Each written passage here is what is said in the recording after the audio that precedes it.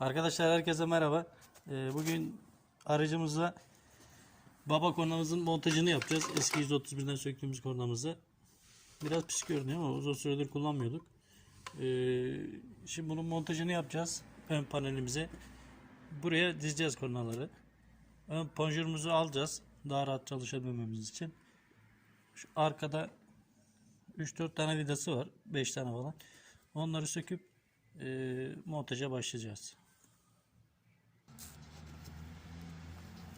Son vidamızı da alıyorum.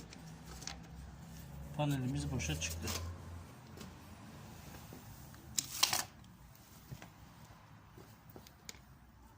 Şimdi buradan başlayacağız arkadaşlar. Dizmeye. Yalnız şu gövde kısmını arka bir tarafa bırakmaya çalışacağız. Hani ön tarafta su gelmesin diye. Yapabilirsek öyle yapacağız. Yapamazsak şu aralara bir yere koyacağız. Birinci kornamızı montajını yaptık.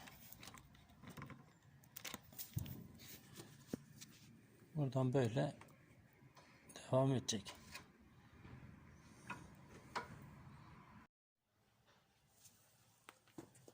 İkincinin montajını da yaptık. Sırayla devam ediyoruz o şekilde. Montajımız bitti arkadaşlar. Bu şekilde dizdik buraya. 3 tane de buraya koyduk. Elektrik bağlantısını yaptık. Buradan. Motoru arka tarafa koyamadık. Yer yoktu. Buraya sabitledik bu motoru burada. Zaten sabit.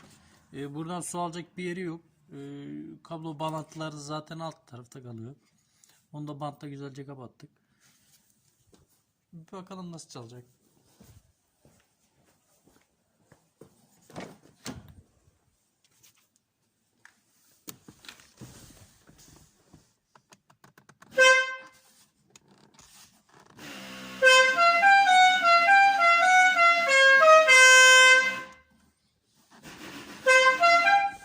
Bu şekilde çalıyor.